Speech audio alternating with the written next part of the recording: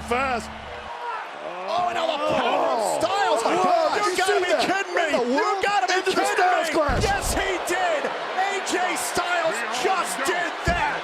Cover. What's going on, YouTube? It's SC, place to be chill, show Mr. Andy, back to give you guys another Raw review for January 18th, 2021. It is Martin Luther King Day, so happy Martin Luther King Day to everybody out there. Of course, Mr. Man got his rocks off by playing his Martin Luther King Daily Tribute. Obviously, it's a pandemic, so he couldn't send none of his colored superstars down to the Civil Rights Museum to learn more about Martin Luther King Jr., so I always point it out every single year. But hope you guys go out there and did yourself a day of service as well. So right now, I apologize if you guys hear some knocking in the background. I'm doing this Raw review in the morning. Usually I do it like after Raw's over, but I said no, I'm gonna get some sleep, and then I'll try to do it early for you guys, and then come to it then. So Raw kicks off with Randy Orton is backstage talking. He has a burnt mask on, so he suffered first degree burns to his face from the fireball that was shot in his face by Alexa Bliss last week. So now he says he knows what it's all about, that they're trying to get him from winning a third Royal Rumble. So now he's going to go out, and he said it's not going to stop from winning the Royal Rumble. So I'm curious to see that with the Royal Rumble 2 weeks away, is he going to be wearing that mask when he gets to the Royal Rumble? I think it would be kind of dope, him wearing the mask, to still sell the burn, stuff like that. But it looks like that. I don't know if Edge is going to be ready for WrestleMania, so it looks like that we're going to probably get this Fiend and Randy Orton blow off at WrestleMania in some kind of gimmick fire style matchup. But they already did the Inferno matchup at TLC already. But how can you top that? Honestly, when that was kind of one of the better Inferno matches that they ever produced in WWE. So I'm curious to see how that's going to play out when it comes to what's going on for WrestleMania and stuff like that. Maybe Edge is still in play for WrestleMania. Who knows? But as of right now, this Fiend and Randy Orton and Alexa Bliss thing is the key storyline on Raw, like Roman Reigns is for SmackDown. Charlotte Flair is taking on Peyton Royce. Peyton Royce attacks Charlotte Flair during her entrance. And then, obviously, because of what happened with Lacey Evans last week, Charlotte does eventually beat Peyton Royce here when it comes to she gives the figure 8 and she just holds on to it and everything. They kind of interview Lacey Evans backstage, and she's kind of teasing her and Ric Flair relationship, and down the line Charlotte just says she can take my take my robe and everything, but she can never take my crown. So badass line by Charlotte in the first place. Her business is backstage, and they come in and they see Matt Riddle. Matt Riddle's talking about how sharp they look and everything like that. And Bobby Lashley decides to he says, you know what, I like flip-flops, but they're bad for your feet. He said, why, bro? And then he stomps. Now, they show this. He stomps the floor, okay? And he's supposed to stop the floor, but he does stop the floor. But the camera, obviously, does a bad job, and they showed it.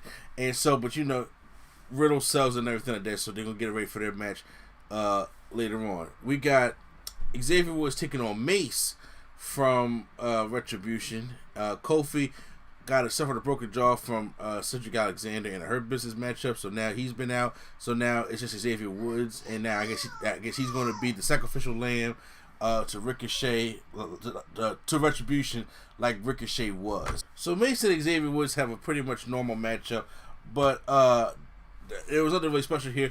Mace should have hit that finishing move, whatever it was. He either botched it or it looked like it didn't look good at all. So Mace wins the matchup. Alexa Bliss has a match against Asuka tonight, but she wants to bring her to her playground. So we have the Alexa Bliss playground segment. Asuka comes up looking very, very creepy. She's about to sit there on the seat, but Alexa Bliss says that's not your seat, okay? And then so obviously that the Fiend is still there.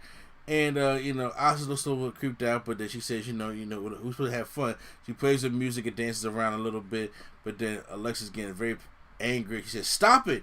And then she says, things would be different if I had just didn't let him get away with this and do this. And she's blaming herself. But then over in the corner, the horse, the Rocky horse starts to rock, and then Asuka gets up out of there, and Alexa Bliss goes and sits down on the horse. So it's very creepy. And then we just go, and that's just the end of the segment right there. We're getting ready for Shayna Baszler taking on Mandy Rose.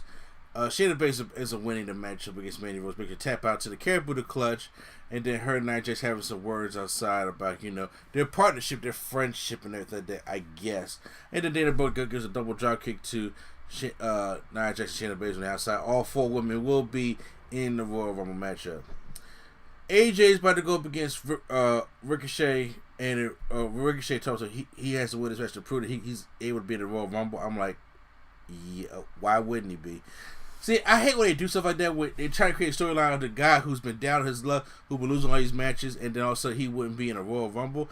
I mean, they will be happy to throw a jobber into the Royal Rumble, right? But Ricochet's not no jobber, so I mean, the Royal Rumble without Ricochet, he's going to find a way to get in the Royal Rumble. But I just hate that he feels like he got to win this matchup to get to the Royal Rumble because nobody else won a match to qualify to be in the Royal Rumble. So what is necessarily the purpose here, right? So AJ Styles, he's backstage almost, and he says, "You know what, Adam Pearce?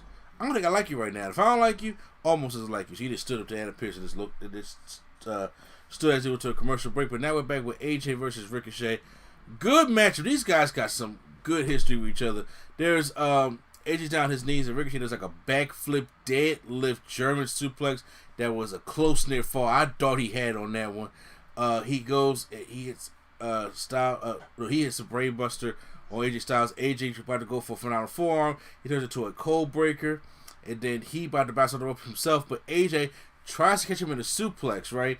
But he falls down. But he picks him up, throws him off the ropes. He bounces off the ropes into a Styles Clash, and then he hits him with a Styles Clash. It's awesome. Every time Ricochet and AJ Styles get together, they do some kind of awesome stuff like that. And I'm like, yo, man, that was dope. I ain't gonna lie to you. That was really dope. So, AJ wins the matchup here. So, I don't know what they're gonna plan on doing with Ricochet, up until then. But I mean, I'm pretty sure Ricochet's going to get into the Royal Rumble still. Miz TV with Goldberg, and I'm like, okay, I figured Goldberg wasn't going to be there. But who came out? Gilbert. So Gilbert was out there, and Gilbert, he just had a lot of heart problems and had something like massive heart attacks over there a couple months ago. He wasn't doing too well. But it's glad to see Gilbert doing well, coming back on the show, playing Dwayne Gill, and then they brought out somebody to play Drew McIntyre, like the mini Drew McIntyre. And it got us look horrible. The whole Miz TV segment was horrible. But they basically was building up saying that Goldberg's not going to win. Miz is not going to Drew McIntyre's not going to win. The Miz is going to win because the Miz said he's next. So he's hinting again at another cash in. And I mean, this will be a perfect opportunity for it because it's a Goldberg match. It's an old Goldberg match. So the match ain't going to be that long in to begin with. 6-man tag team match as Riddle and the Lucha House Party goes against the Hurt Business. Lashley, Shelton Benjamin, and Cedric Alexander. But as the match is going on, Cedric Alexander and Shelton Benjamin are beefing, and then they're blind tagging each other and showing them this is how you do it. Especially Cedric getting very angry at Shelton Benjamin, and then Shelton Benjamin pushing him like literally out the ring. And I'm just like, okay, what is this dissension between the Hurt Business? Y'all know me. I'm a Hurt Business fan. I enjoy the Hurt Business a lot. And I'm like, why are we, when the group is getting hot, why are we adding this dissension between the group now? This is something that goes down the line. They've been established. They got almost all the gold on Raw. So why is it that Shelton Benjamin and Cedric Alexander all of a sudden do not like each other? I'm like, are y'all trying to, I mean, I know Shelton Benjamin gave Cedric Alexander that talk when he first came in, talk, so if you try to screw us over, I'll make sure I know. But there has been no hint that Cedric trying to screw them over. And on top of that, it's just like he's trying to show them how it's done. He hasn't been bullied, hazed, or nothing by the Hurt Business. So what warrants this kind of stuff? So all this infighting honestly got on my nerves in the matchup. And I'm like, maybe in 2021 down the line, you can bring this infighting in. But not now. So then Shelton Benjamin is trying to finish him off, but Cedric comes in and gives Grandma League a brain buster and says that's how you do it, and tries to set up for the lumbar check. And Bobby's like, I'm tired of this shit. He tags in, he gives the spear to Grandma League, and then puts the Hurt Lock on, and they talk about some, yo, what's wrong with all y'all? And I'm like, yeah, you know what? Because Bobby is the lead of all this. Like, yo, get it together, because the Hurt Business is the best thing that happened for any of you guys. Okay, so I'm like, don't teased that you're gonna break up the Hurt Business right now, because especially when it's doing really, really good. And I'm like, and we didn't get no more segments about that and anything like that. So I don't know what it's leading to. I just like, oh, Bruce Pritchard, like I don't know, and Vince, what is the idea of doing breaking up the Hurt Business right now? Okay, you know what I'm saying? It makes no sense to me whatsoever. Jeff Hardy taking on Jackson Riker with Elias by his side. Once again, I didn't really get into this match too much, and then Jackson Riker had the match on, but Elias kind of distracted him, and he was just like, you know, you could go for that move. He said I could have, but then it was in fighting. Then Jeff Hardy tries to attack him, and then Jackson Riker gives him his black hole slam. But I'm like, was the match over? Did he pin him? What's going on here?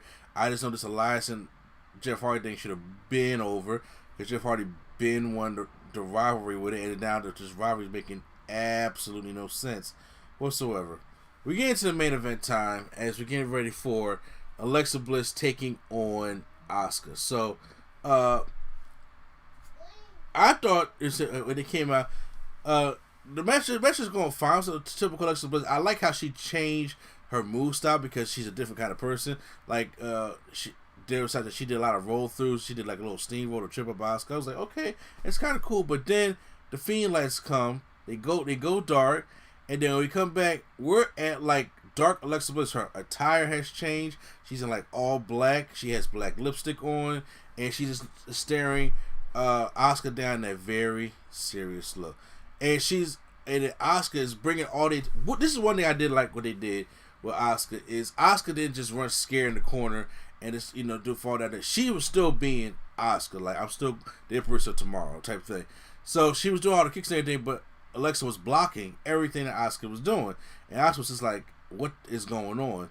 But then she finally did get a kick in. It throws her to the corner, and then she about to charge her, but then Alexa Bliss does this a little look back that Bray Wyatt did, kind of startle Asuka a little bit, and then but Asuka still coming in there and getting in her offense, and then once again Alexa Bliss no sells it, gives her to Sister Abigail, and then pins Asuka. Then after the win, the lights go, they flicker, and she goes back to like the happy Harley Quinn Alexa Bliss, and that's how Raw ends. So, it was a lot to get through and all that stuff like that. So, honestly, my grade for Raw is, I don't know, it's a slight dumb down. The only interesting stuff was the Alexa Bliss Randy Orton stuff. I am not a fan of Hurt Business stuff of them falling apart right now. I'm really not a fan, especially me being a fan of the Hurt Business. So everything else was just, and then the Ricochet and AJ Styles was a plus matching that, but it's still not enough to give me a solid thumbs up. So what it'd be like in the middle of like a C- type thing, but there still is a teetering on the thumbs down type thing. But how did you guys feel about Monday Night Raw? Post down in the comments down below. Hit the like button if you guys enjoyed my review of Monday Night Raw. Hit the like button for more wrestling content right here on NC Studios. And once again, this is NC, a place to be. Show Mr. ND, and the Nerd Coalition is out.